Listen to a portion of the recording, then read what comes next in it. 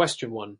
A 65-year-old woman presents with a 2-week history of worsening shortness of breath, fatigue and swelling of her legs. She has a history of hypertension and coronary artery disease and is currently on an ACE inhibitor and beta blocker. Physical examination reveals jugular venous distension, crackles at the lung bases and bilateral pitting edema. An echocardiogram shows an ejection fraction of 30%. Where's the most? Diagnosis: a acute exacerbation of chronic obstructive pulmonary disease (COPD). B. Pulmonary embolism. C. Acute decompensated heart failure. D. Chronic kidney disease. Answer: C. Acute decompensated heart failure.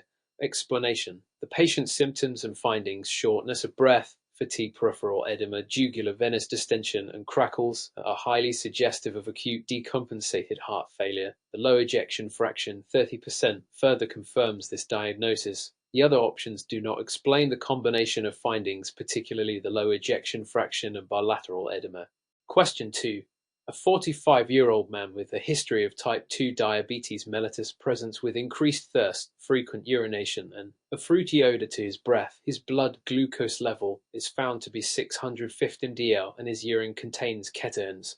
What is the most appropriate initial management step for this patient? A. Administer oral hypoglycemics. B. Initiate intravenous insulin and fluids. C. Prescribe an ALT inhibitor. D. Initiate a low-carb diet. Answer: B. Initiate intravenous insulin and fluids. Explanation: this patient is presenting with diabetic ketoacidosis (DKA), which is characterized by hypoglycemia, ketonuria, and a fruity odor to the breath due to acetone production. The first step in management is to administer intravenous insulin to reduce glucose levels and fluids to correct dehydration. Or hypoglycemics and ALT inhibitors are not appropriate in the acute setting of EKA. A low-carb diet would not provide the necessary rapid correction of metabolic abnormalities. Question 3. Mr. Walker, a 40-year-old man, presents to the emergency department with acute chest pain radiating to his left arm. He is diaphoretic and appears anxious. His X shows sense segment elevation neuromen what is the most likely cause of his symptoms? A. Aortic dissection. B. Acute pericarditis. C. Acute inferior myocardial infarction. D. Gastroesophageal reflux disease. Answer: C. Acute inferior myocardial infarction. Explanation: the patient's chest pain, diaphoresis, and sense segment elevation in the inferior omentum are consistent with an acute inferior myocardial infarction. Aortic dissection typically presents with tearing chest pain, pericarditis presents with pleuritic chest pain, and GERD would not cause sense segment elevation on ECG. Question 4. A 55-year-old woman presents with fatigue, weight gain, and constipation. On examination, she has dry skin, bradycardia, and an enlarged, non-tender thyroid. Laboratory tests reveal elevated thyroid-stimulating hormone (TA) and low free thyroxine levels. What is the most likely diagnosis? A. Hashimoto thyroiditis. B. Graves' disease. C. Subclinical hypothyroidism. D. Pituitary adenoma.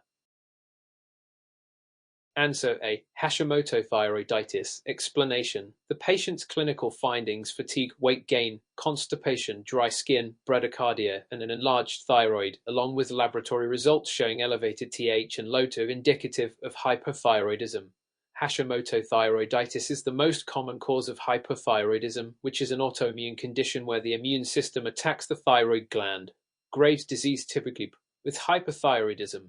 Subclinical hypothyroidism would show only mildly elevated TH with normality, and pituitary adenomas usually cause secondary hypothyroidism with low TH and load. Question 5, scenario-based. Mrs. Carter, a 60-year-old woman with a history of hypertension and type 2 diabetes, presents to the emergency department with acute right-sided weakness and slurred speech. She was last seen normal 3 hours ago. A non-contrast CT of the head is negative. What is the most appropriate next step in management? A. Intravenous thrombolysis (TPA). B. Administer aspirin and observe. C. Perform a lumbar puncture. D. Start anticoagulation therapy. Answer: intravenous thrombolysis (TPA). Explanation: Mrs. Carter is presenting with acute stroke symptoms, right-sided weakness and slurred speech, and has a negative non-contrast CT suggesting an ischemic stroke. The appropriate treatment window for intravenous thrombolysis (TPA) is within 4.5 hours of symptom onset. This patient is within the therapeutic time window, and a PA is the first-line treatment for ischemic stroke. Aspirin is not recommended in the acute phase, and lumbar puncture is not indicated for stroke. Anticoagulation is not indicated unless the stroke is due to a known embolic source, which has not been established. Question 6. A 30-year-old woman with a history of rheumatoid arthritis presents with a 3-day history of fever, chills, and back pain. On physical examination, she has tenderness over the lower lumbar spine and limited range of motion. Laboratory tests show an elevated white blood cell count and ESA. What is the most likely diagnosis? A. Spinal epidural abscess. B. Disc herniation. C. Osteoarthritis. D. Ankylosing spondylitis. Answer A. Spinal epidural abscess. Explanation. This patient's symptoms, fever, chills, back pain, and elevated white blood cell count and ESA are suggestive of spinal epidural abscess, life-threatening infection that often occurs in patients with underlying conditions such as rheumatoid arthritis. It presents with localized back pain, fever, and signs of systemic infection. Disc herniation, osteoarthritis, and ankylosing spondylitis were not present with fever or elevated inflammatory markers. Question 7. A 50-year-old man presents with fever, weight loss, and fatigue. A chest X-ray shows a cavitary lesion in the upper lobe of the left lung. Sputum cultures reveal Mycobacterium tuberculosis. What is the next step in the management of this patient? A. Initiate combination therapy with rifampin, isoniazid, pyrazinamide, and ethambutol. B. Start empiric antibiotics for community-acquired pneumonia. C. Admit the patient for observation without treatment. D. Begin treatment with antiviral agents. Answer A. Initiate combination therapy with rifampin, isoniazid, pyrazinamide, and ethambutol. Explanation. This patient's symptoms and chest X-ray findings are consistent with pulmonary tuberculosis (TB), and the presence of Mycobacterium tuberculosis in sputum culture confirms the diagnosis. The recommended treatment for active TB is combination of rifampin, isoniazid, pyrazinamide, and ethambutol for the first 2, followed by rifampin and isoniazid for continuation therapy. Antibiotics for community-acquired pneumonia, observation, and antiviral therapy would not treat tuberculosis. Question 8. A 25-year-old woman presents with sudden onset of abdominal pain, nausea, and vomiting. She has a history of recurrent episodes of abdominal pain and bloating. Physical examination reveals the distended abdomen with tenderness in the right lower quadrant. What is the most likely diagnosis? A. Appendicitis. B. Ectopic pregnancy. C. Ovarian torsion. D. Gallbladder disease. Answer. C. Ovarian torsion. Explanation. The patient's symptoms, abdominal pain, nausea, vomiting, and right lower quadrant tenderness in the context of recurrent episodes of abdominal discomfort suggest ovarian torsion, which is characterized by the twisting of the ovary on its supporting ligaments leading to ischemia. While appendicitis and ectopic pregnancy are also considered in the differential diagnosis, ovarian torsion is more likely given recurrent symptoms and pattern of pain. Gallbladder disease typically presents with upper abdominal pain and is not associated with bloating. Question 9. A 72-year-old male with a history of chronic hypertension presents with sudden onset of headache, vomiting, and confusion. A EKG of the brain shows a hyperdense lesion in the basal ganglia. What is the most likely diagnosis? A. Subarachnoid hemorrhage. B. Intracerebral hemorrhage. C. Brain tumor. D. Stroke. Answer B. Intracerebral hemorrhage. Explanation. This patient's acute presentation, headache, vomiting, confusion, and the CT findings of hyperdense lesion in the basal ganglia are indicative of an intracerebral hemorrhage. The patient's history of chronic hypertension is a major risk factor for this condition. Subarachnoid hemorrhage would typically present with thunderclap or headache, and brain tumors and strokes would not present with the same acute dramatic onset. Hyperdense findings on C. Question 10. A 30-year-old woman presents with a 6-month history of fatigue, palpitations, and unintentional weight loss. On examination, her thyroid is diffusely enlarged and she has exophthalmos. Laboratory studies show OTSH and elevated free T. What is the most likely diagnosis? A. Hashimoto thyroiditis. B. Graves' disease. C. Toxic multinodular gota. D. Subacute thyroiditis.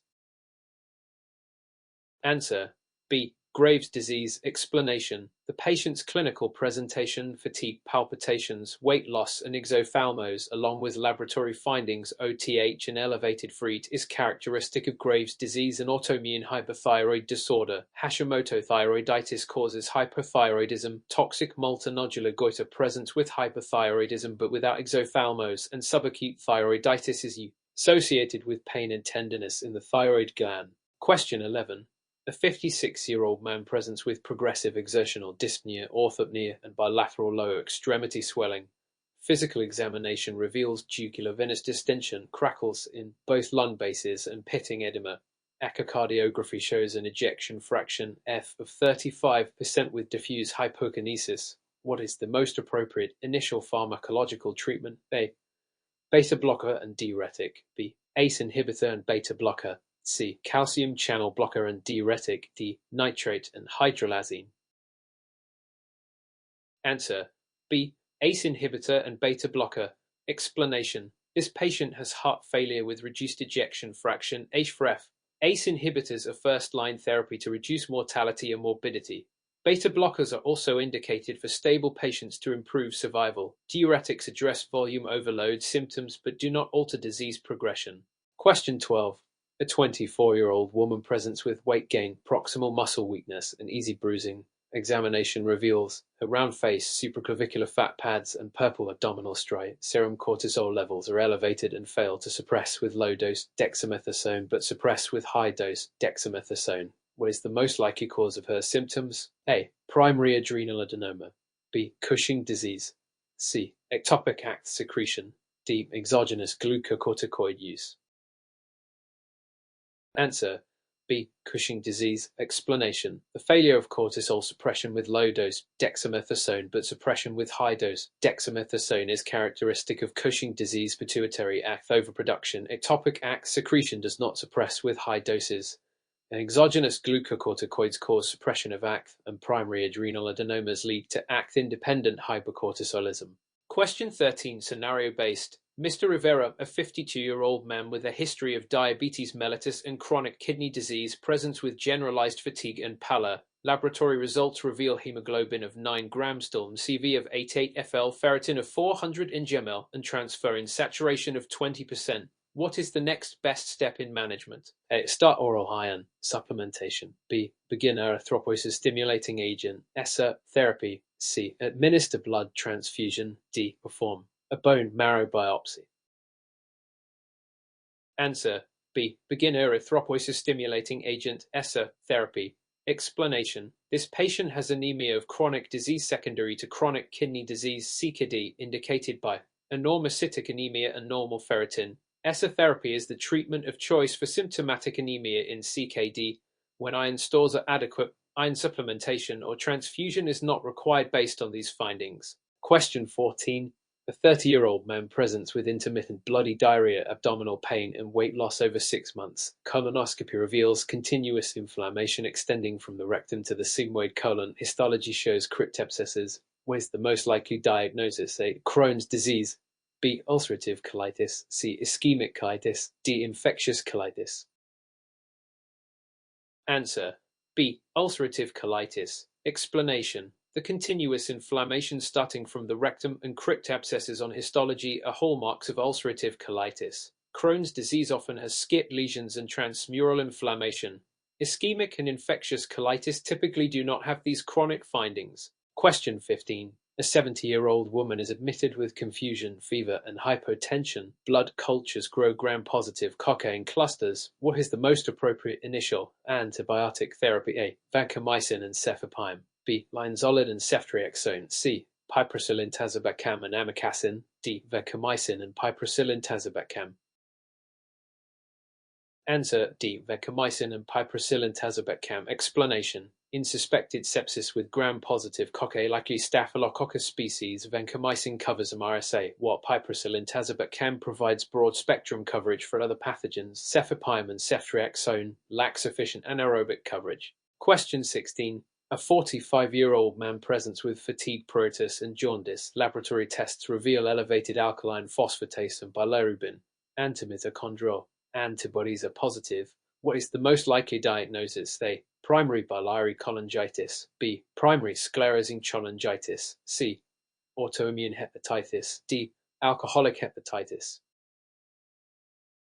Answer A. Primary biliary cholangitis. Explanation: the presence of antimitochondrial antibodies is diagnostic for primary biliary cholangitis (PBC), which primarily affects middle-aged women but can occur in men. Elevated alkaline phosphatase and bilirubin support this cholestatic liver disease.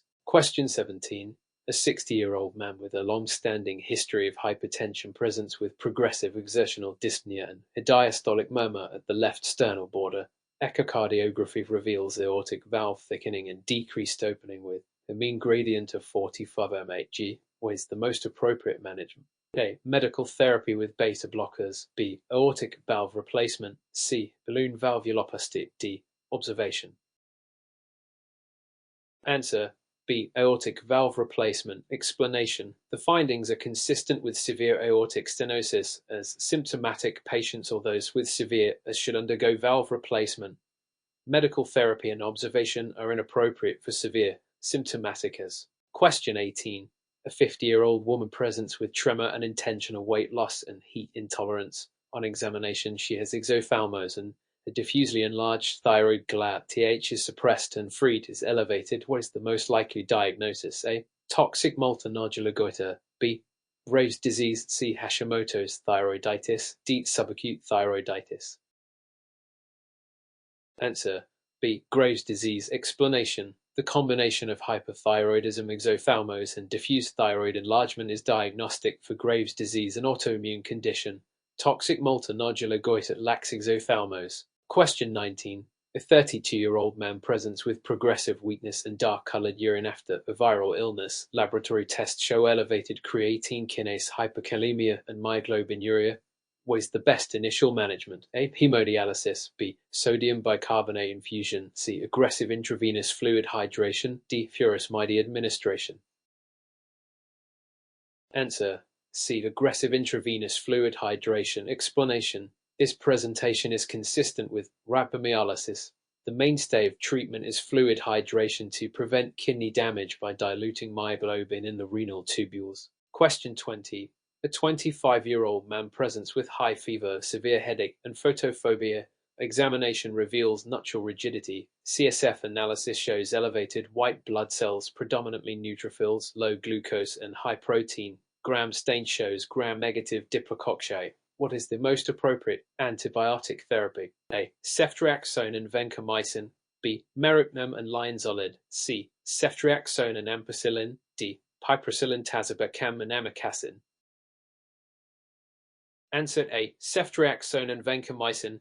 Explanation: the clinical picture and CSF findings suggest bacterial meningitis caused by Neisseria meningitidis. Ceftriaxone is first-line therapy, and vancomycin provides coverage for resistant organisms. Question 21. A 65-year-old woman with a history of chronic alcohol use presents with confusion, ataxia, and ophthalmoplegia. The most likely diagnosis is A. Acute alcohol intoxication. B. Wernicke's encephalopathy. C. Korsakoff syndrome. D. Alcoholic ketoacidosis. Answer: B. Wernicke's encephalopathy. Explanation: Wernicke's encephalopathy is caused by thiamine deficiency, often seen in chronic alcohol users. Symptoms include confusion, ataxia, and ophthalmoplegia. Prompt treatment with thiamine is essential. Question 22. A 38-year-old man presents with severe sudden onset chest pain radiating to the back and a blood pressure difference of 20 mHg between the left and right arms. The most likely diagnosis is A. Acute myocardial infarction. B. Pulmonary embolism. C. Aortic dissection. D. Pneumothorax. Answer: C. Aortic dissection. Explanation: the sudden onset chest pain radiating to the back along with the blood pressure difference between the arms suggests aortic dissection, which requires urgent imaging and surgical intervention. Question 23, scenario-based. A 60-year-old diabetic woman presents with a 3-day history of fever, dysuria, and left lower quadrant abdominal pain. Urinalysis shows leukocyte esterase and nitrites, and a pelvic ultrasound shows a thickened bladder wall. What is the most likely diagnosis? A. Pyelonephritis. B. Cystitis. C. Pelvic inflammatory disease. D. Diverticulitis. Answer: B. Cystitis. Explanation: the symptoms and urinalysis findings are most consistent with cystitis, a low urinary tract infection.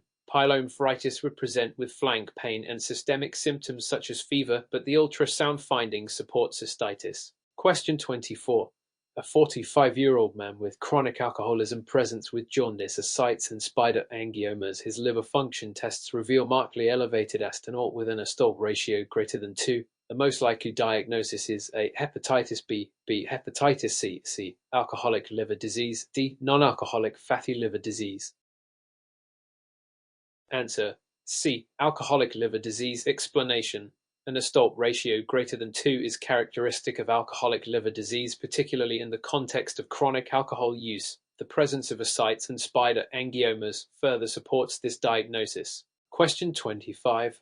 A 50-year-old man with a history of hyperlipidemia presents with chest pain that worsens with exertion and improves with rest. His ischiosan segment depression. What is the most likely diagnosis? A. Unstable angina, B. Stable angina, C. Acute myocardial infarction, D. Aortic dissection.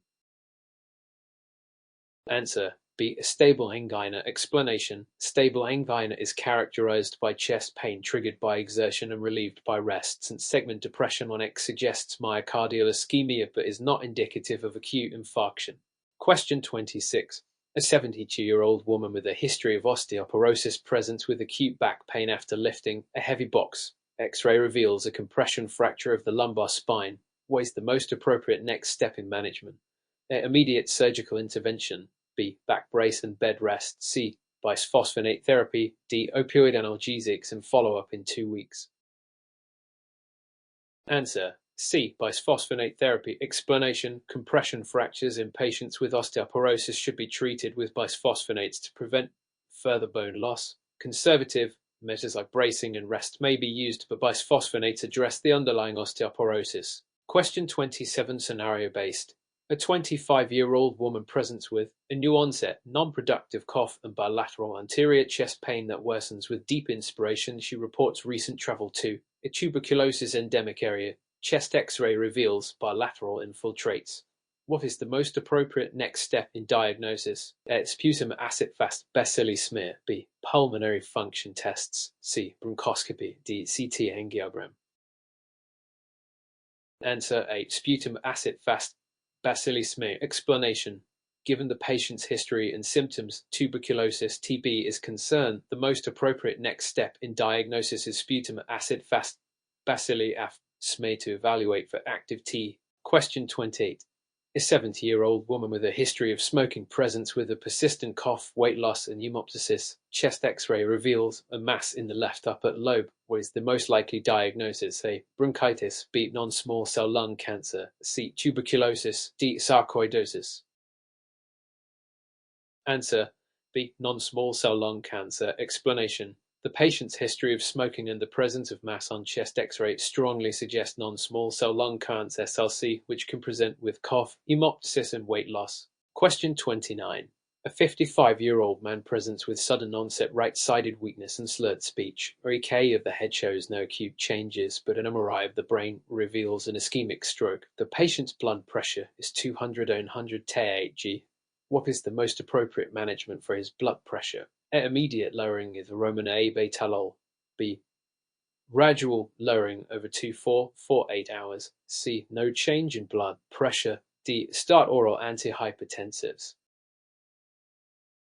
Answer: B. Gradual lowering over 2-4-8 hours. Explanation: in ischemic stroke, blood pressure should be lowered gradually over 2-4-8 hours to avoid hypoperfusion of the brain. Immediate aggressive lowering can worsen outcomes. RomanA-betalol may be used, but not to a level that is too rapid. Question 30.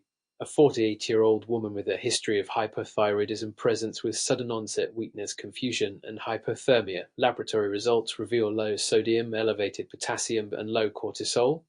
What is the most likely diagnosis? A. Hypothyroid myxedema, B. Addisonian crisis, C. Diabetic ketoacidosis, D. Severe sepsis.